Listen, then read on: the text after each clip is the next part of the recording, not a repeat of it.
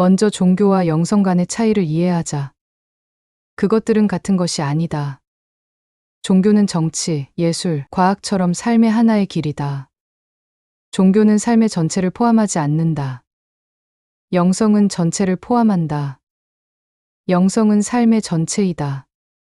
영성은 삶의 하나의 길이 아니다. 그것은 삶이다.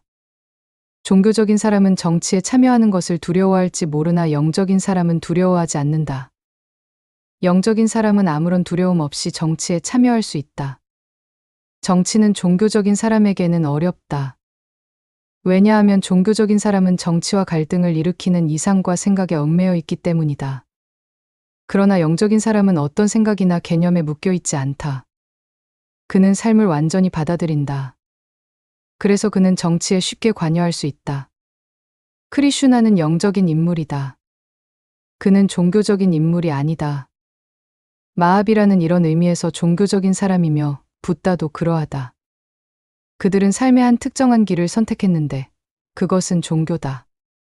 종교를 위해 그들은 삶의 모든 다른 길들을 부정했다. 그들은 한 부분의 제단 위에 삶의 나머지를 희생했다. 크리슈나는 영적인 인물이다. 그는 삶을 전체적으로 받아들인다. 바로 이러한 이유로 그는 정치를 두려워하지 않는다. 그는 거리낌 없이 정치 속으로 뛰어든다. 그에게 정치는 삶의 일부이다. 종교라는 이름으로 정치를 멀리했던 사람들이 오히려 정치가 더욱 반종교적이 되는데 일조했다는 점을 이해하는 것이 중요하다. 그들의 비협력은 정치를 조금도 나아지게 하지 않았다. 크리슈나는 단지 삶에서 꽃만을 선택하고 가시를 멀리하지는 않는다. 그는 둘을 함께 받아들인다.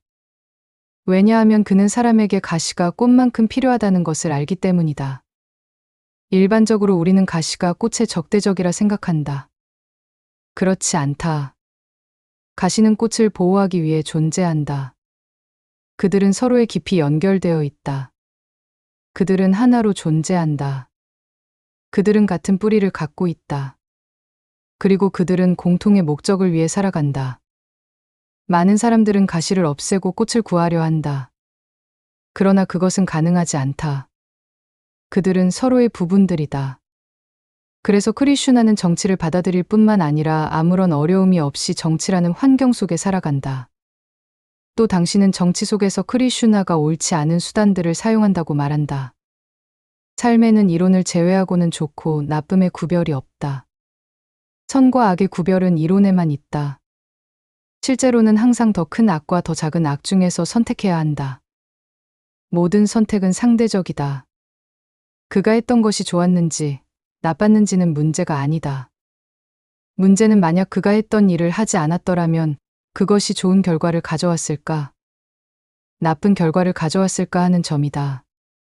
만약 그것이 선과 악의 단순한 선택이었다면 문제는 훨씬 더 쉬웠을 것이다. 그러나 실제로 그렇지 않다. 삶의 실제는 항상 더 큰 악과 작은 악 간의 선택이다. 크리슈나 앞에 놓인 선택은 더 작은 악과 더 큰 악이다. 그것은 선과 악 사이의 단순한 선택이 아니다. 마하바라타 전쟁에서 크리슈나가 사용한 전투와 전술은 그 어떤 것이라도 할 수 있는 맞은편, 진영에 비하면 아무것도 아니다.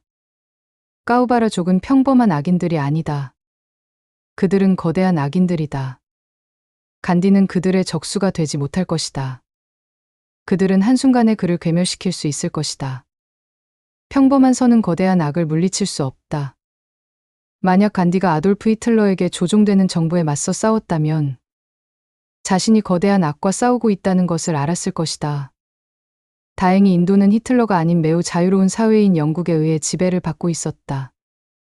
영국이라도 그 당시에 만약 처칠이 집권하고 있었다면 간디가 그와 상대하여 인도의 독립을 얻어내기는 매우 어려웠을 것이다. 전쟁 후 영국의 힘이 아틀리에게로 넘어간 것이 큰 변화를 가져온 원인이었다.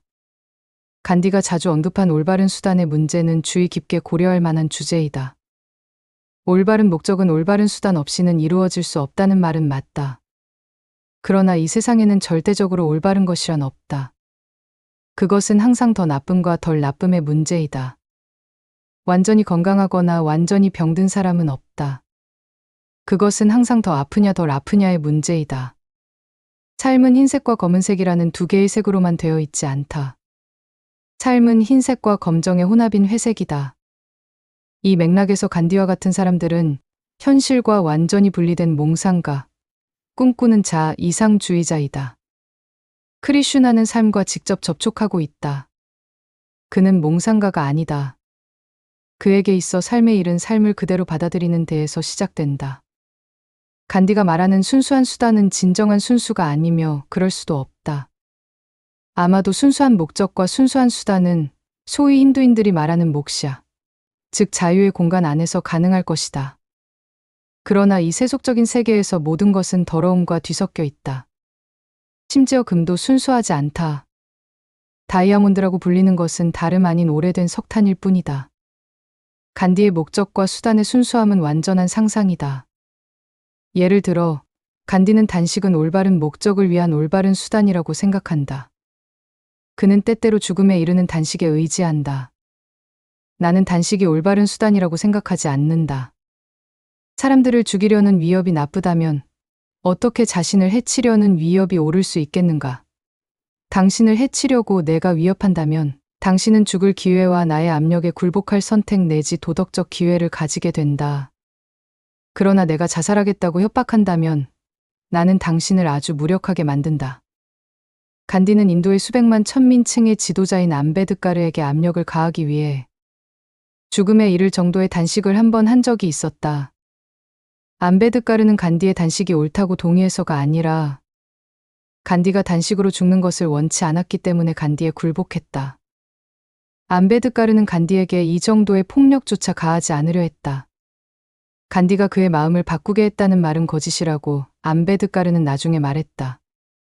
이러한 맥락에서 암베드카르와 간디 중 누가 올바른 수단을 사용했는지 묻는 것이 필요하다. 이 두 중 누가 정말로 비폭력적인가? 나의 견해로는 간디의 방법이 완전히 폭력적이고 암베드카르는 비폭력적이다. 간디는 자신의 말을 듣지 않으면 단식을 해 죽겠다고 위협하면서 마지막 순간까지 암베드카르를 압박하였다. 나의 견해를 받아들이도록 당신을 협박하거나 아니면 내가 죽겠다고 협박하는 것. 이 둘은 별반 차이가 없다. 두 경우 모두 압박과 폭력을 사용하고 있다. 내가 당신을 죽이겠다고 협박할 때 사실은 나는 당신에게 올바르지 않은 나의 행동에 굴복하기보다는 차라리 죽는 편이 낫다고 나에게 말할 수 있는, 즉 고귀하게 죽을 수 있는 기회를 당신에게 주고 있다. 그러나 내가 자살하겠다고 당신을 협박하면 나는 당신이 고귀하게 죽을 수 있는 기회를 빼앗는다. 나는 당신을 정말로 딜레마에 빠뜨린다. 당신은 나쁜 것에 굴복하거나 아니면 나의 죽음의 책임을 져야 한다. 당신은 두 경우 모두 죄책감으로 고통받을 것이다. 간디는 올바른 목적을 위해서는 올바른 수단을 사용해야 한다고 계속 주장했지만 그가 사용한 수단은 결코 올바르지 않았다. 반면에 크리슈나가 했던 일은 모두 올바르다고 나는 말할 것이다.